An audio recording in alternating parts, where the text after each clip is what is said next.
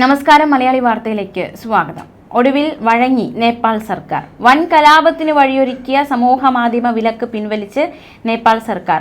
ജെൻസി പ്രക്ഷോഭം അതിരുവിട്ടു, ആളിപ്പടർന്നു. ഇതോടെയാണ് നേപ്പാൾ സർക്കാർ സമൂഹ മാധ്യമ വിലക്ക് പിൻവലിക്കുക എന്ന തീരുമാനത്തിലേക്ക് എത്തിയത്. പ്രക്ഷോഭത്തെ തുടർന്നുണ്ടായ കലാപത്തിൽ 19 പേരാണ് കൊല്ലപ്പെട്ടത്. 300-ലധികം പേർക്ക് പരിക്കേറ്റു. അടിയന്തര ക്യാബിനറ്റ് യോഗം ചേർന്നിരുന്നു. മാത്രമല്ല, ഈ ഒരു ക്യാബിനറ്റ് യോഗത്തിലാണ് സമൂഹ മാധ്യമ വിലക്ക് പിൻവലിക്കുക എന്ന തീരുമാനത്തിലേക്ക് എത്തിയത്. വാർത്താവിനിമയ മന്ത്രി പൃഥ്വി സുബ ഗുരുങ്ങാണ് സമൂഹ മാധ്യമ വിലക്ക് പിൻവലിക്കാം എന്ന ഒരു കാര്യം അറിയിച്ചത്. യുവാക്കൾ പ്രക്ഷോഭം അവസാനിപ്പിക്കണമെന്ന ആവശ്യം സർക്കാരിന്റെ ഭാഗത്തു നിന്നും ഉണ്ടായിരിക്കുകയാണ്.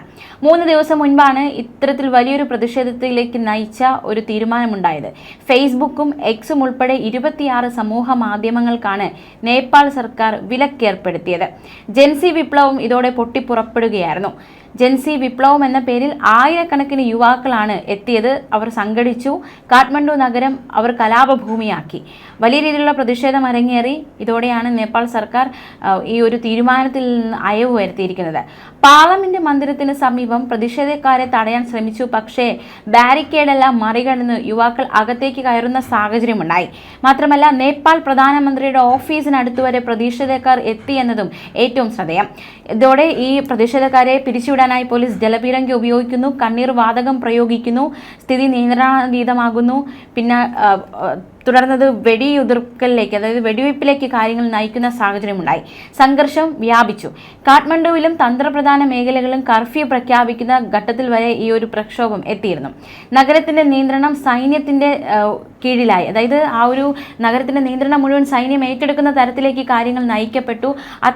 അത്രയും വലിയ രീതിയിലുള്ള, അതായത് ലോകം കണ്ടതിൽ വെച്ച്, ഈ സമീപകാലത്ത് കണ്ടതിൽ വെച്ച് ഏറ്റവും വലിയൊരു പ്രതിഷേധമായത് മാറുന്ന കാഴ്ചയാണ് കണ്ടത്. അഴിമതി മറയ്ക്കാനാണ് സമൂഹ മാധ്യമ നിരോധനം കൊണ്ടുവന്നതെന്നും അത് അംഗീകരിക്കാനാകില്ല എന്നുമായിരുന്നു പ്രതിഷേധക്കാർ പ്രധാനമായും പറഞ്ഞത്. ഈ മാസം 4-ാം തീയതിയായിരുന്നു ഫേസ്ബുക്കും ഇൻസ്റ്റഗ്രാമും യൂട്യൂബും എക്സും അടക്കം 26 സമൂഹ മാധ്യമങ്ങൾ KP ശർമ്മ ഒലി സർക്കാർ വിലക്കേർപ്പെടുത്തിയത്. രാജ്യത്തിന്റെ നിയമങ്ങൾ പാലിക്കുന്നില്ലെന്ന് ചൂണ്ടിക്കാട്ടിയായിരുന്നു ഇത്തരത്തിലൊരു നടപടി നേപ്പാൾ സർക്കാർ സ്വീകരിച്ചത്. പക്ഷേ നേപ്പാൾ അതിർത്തിയിൽ ഇന്ത്യ നിരീക്ഷണം വർദ്ധിപ്പിക്കുകയും ചെയ്തു. എന്തായാലും നേപ്പാളിൽ ഇത്തരത്തിലുള്ള സംഘർഷം, പ്രതിഷേധമൊക്കെ നടക്കുന്ന സാഹചര്യത്തിൽ ഇന്ത്യയും ജാഗ്രതയോടെ തന്നെ ഇരുന്നു. ഈ നേപ്പാൾ അതിർത്തിയിൽ ഇന്ത്യ നിരീക്ഷണം വർദ്ധിപ്പിച്ചിരുന്നു. അനധികൃതമായ ആളുകൾ അതിർത്തി കടക്കാതിരിക്കുക എന്ന ലക്ഷ്യത്തോടെയായിരുന്നു സുരക്ഷ കൂട്ടിയത്. 14ഓളം പേരാണ് ഈ ഒരു സംഘർഷത്തിൽ കൊല്ലപ്പെട്ടത്. 100-ലേറെ പേർക്ക് പരിക്കേൽക്കുന്ന സാഹചര്യമുണ്ടായി. അത്തരത്തിൽ ജീവൻ നഷ്ടപ്പെടുന്ന തരത്തിലുള്ള പ്രതിഷേധമാണ് ജെൻസിയുടെ പേരിൽ ശക്തമായത്. തലസ്ഥാന നഗരമായ കാഠ്മണ്ഡുവിന് പുറമെ ബനേശ്വർ, സിംഗദർബാർ, നാരായൺ തുടങ്ങിയ പ്രദേശങ്ങളിലും നിരോധനാജ്ഞ ഏർപ്പെടുത്തിയിരുന്നു. നേപ്പാൾ കമ്മ്യൂണിക്കേഷൻ ആൻഡ് IT മന്ത്രാലയത്തിൽ രജിസ്റ്റർ ചെയ്യണമെന്ന ഉത്തരവ് സമൂഹ മാധ്യമ പ്ലാറ്റ്ഫോമുകൾ പാലിച്ചിരുന്നില്ല. ഇതേ തുടർന്നായിരുന്നു നിരോധനത്തിലേക്ക് പോയത്.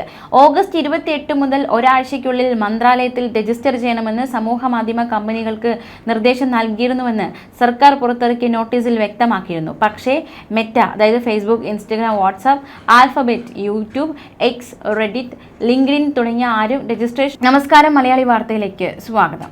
ഒടുവിൽ വഴങ്ങി നേപ്പാൾ സർക്കാർ. വൻ കലാപത്തിന് വഴിയൊരുക്കിയ സമൂഹ മാധ്യമ വിലക്ക് പിൻവലിച്ച് നേപ്പാൾ സർക്കാർ. ജെൻസി പ്രക്ഷോഭം അതിരുവിട്ടു, ആളിപ്പടർന്നു. ഇതോടെയാണ് നേപ്പാൾ സർക്കാർ സമൂഹ മാധ്യമ വിലക്ക് പിൻവലിക്കുക എന്ന തീരുമാനത്തിലേക്ക് എത്തിയത്. പ്രക്ഷോഭത്തെ തുടർന്നുണ്ടായ കലാപത്തിൽ 19 പേരാണ് കൊല്ലപ്പെട്ടത്. 300-ലധികം പേർക്ക് പരിക്കേറ്റു. അടിയന്തര ക്യാബിനറ്റ് യോഗം ചേർന്നിരുന്നു. മാത്രമല്ല, ഈ ഒരു ക്യാബിനറ്റ് യോഗത്തിലാണ് സമൂഹ മാധ്യമ വിലക്ക് പിൻവലിക്കുക എന്ന തീരുമാനത്തിലേക്ക് എത്തിയത്. വാർത്താവിനിമയ മന്ത്രി പൃഥ്വി സുബ ഗുരുങ്ങാണ് സമൂഹ മാധ്യമ വിലക്ക് പിൻവലിക്കാം എന്ന ഒരു കാര്യം അറിയിച്ചത്. യുവാക്കൾ പ്രക്ഷോഭം അവസാനിപ്പിക്കണമെന്ന ആവശ്യം സർക്കാരിന്റെ ഭാഗത്തു നിന്നും ഉണ്ടായിരിക്കുകയാണ്. 3 ദിവസം മുൻപാണ് ഇത്തരത്തിൽ വലിയൊരു പ്രതിഷേധത്തിലേക്ക് നയിച്ച ഒരു തീരുമാനമുണ്ടായത്. ഫേസ്ബുക്കും എക്സും ഉൾപ്പെടെ 26 സമൂഹ മാധ്യമങ്ങൾക്കാണ് നേപ്പാൾ സർക്കാർ വിലക്കേർപ്പെടുത്തിയത്. ജെൻസി വിപ്ലവം ഇതോടെ പൊട്ടിപ്പുറപ്പെടുകയായിരുന്നു. ജെൻസി വിപ്ലവം എന്ന പേരിൽ ആയിരക്കണക്കിന് യുവാക്കളാണ് എത്തിയത്. അവർ സംഘടിച്ചു. കാഠ്മണ്ഡു നഗരം അവർ കലാപഭൂമിയാക്കി. വലിയ രീതിയിലുള്ള പ്രതിഷേധം അരങ്ങേറി. ഇതോടെയാണ് നേപ്പാൾ സർക്കാർ ഈ ഒരു തീരുമാനത്തിൽ നിന്ന് അയവ് വരുത്തിയിരിക്കുന്നത്. പാർലമെന്റ് മന്ദിരത്തിന് സമീപം പ്രതിഷേധക്കാരെ തടയാൻ ശ്രമിച്ചു. പക്ഷേ ബാരിക്കേഡെല്ലാം മറികടന്ന് യുവാക്കൾ അകത്തേക്ക് കയറുന്ന സാഹചര്യമുണ്ടായി. മാത്രമല്ല, നേപ്പാൾ പ്രധാനമന്ത്രിയുടെ ഓഫീസിനടുത്തുവരെ പ്രതിഷേധക്കാർ എത്തി എന്നതും ഏറ്റവും ശ്രദ്ധേയം. ഇതോടെ ഈ പ്രതിഷേധക്കാരെ പിരിച്ചുവിടാൻ കീഴടക്കാനായി പോലീസ് ജലപീരങ്കി ഉപയോഗിക്കുന്നു, കണ്ണീർ വാതകം പ്രയോഗിക്കുന്നു, സ്ഥിതി നിയന്ത്രണാതീതമാകുന്നു. പിന്നെ തുടർന്നത് വെടിയുതിർക്കലിലേക്ക്, അതായത് വെടിവയ്പ്പിലേക്ക് കാര്യങ്ങൾ നയിക്കുന്ന സാഹചര്യമുണ്ടായി. സംഘർഷം വ്യാപിച്ചു. കാഠ്മണ്ഡുവിലും തന്ത്രപ്രധാന മേഖലകളിലും കർഫ്യൂ പ്രഖ്യാപിക്കുന്ന ഘട്ടത്തിൽ വരെ ഈ ഒരു പ്രക്ഷോഭം എത്തിയിരുന്നു.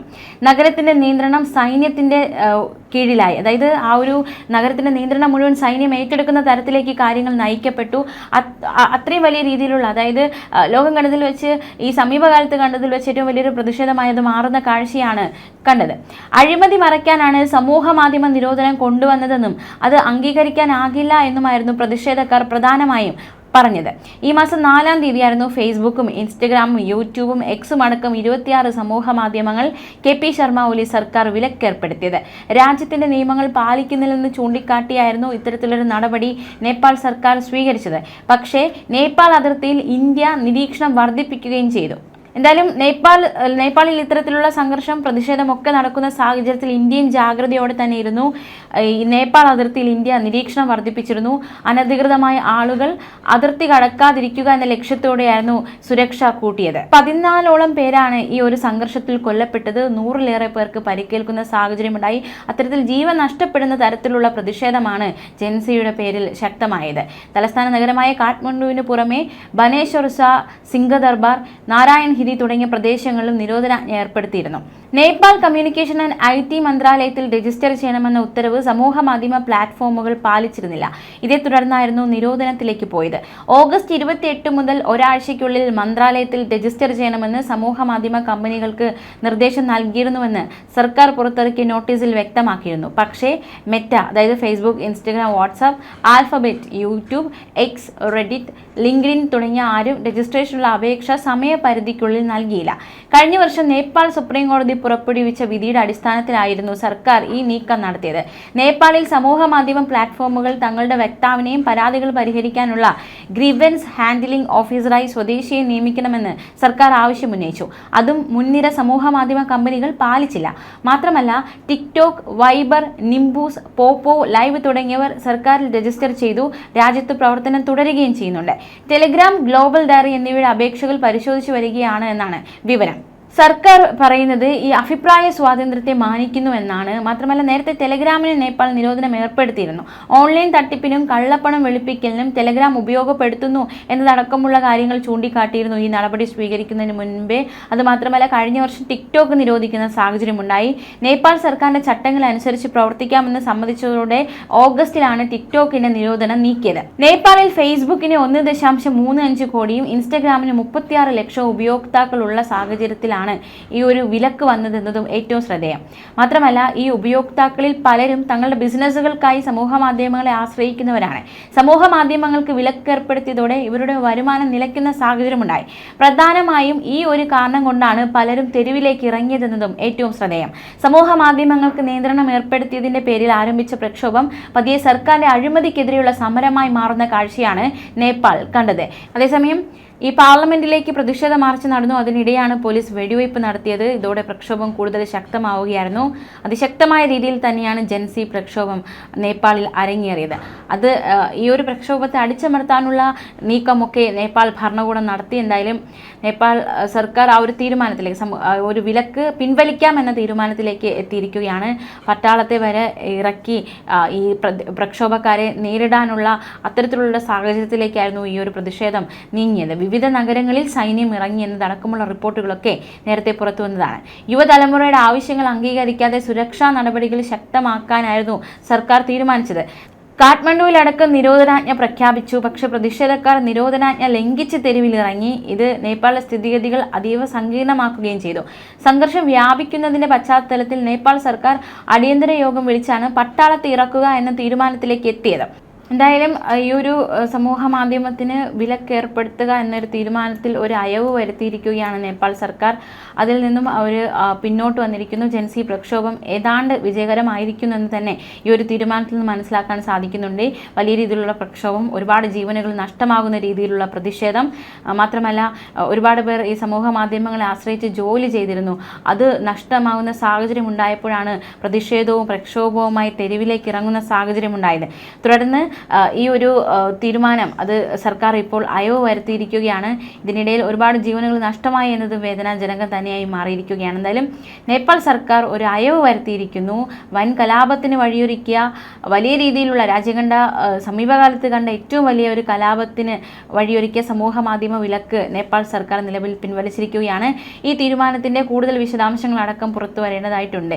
ജെൻസി പ്രക്ഷോഭം വലിയ രീതിയിൽ ആളിപ്പടർന്ന് ഒരു അതിര് വിട്ടു പോയപ്പോഴാണ് അത്തരത്തിലൊരു തീരുമാനത്തിലേക്ക് അധികൃതർ എത്തിയത്. ന്യൂസ് ഡെസ്ക് മലയാളി വാർത്ത.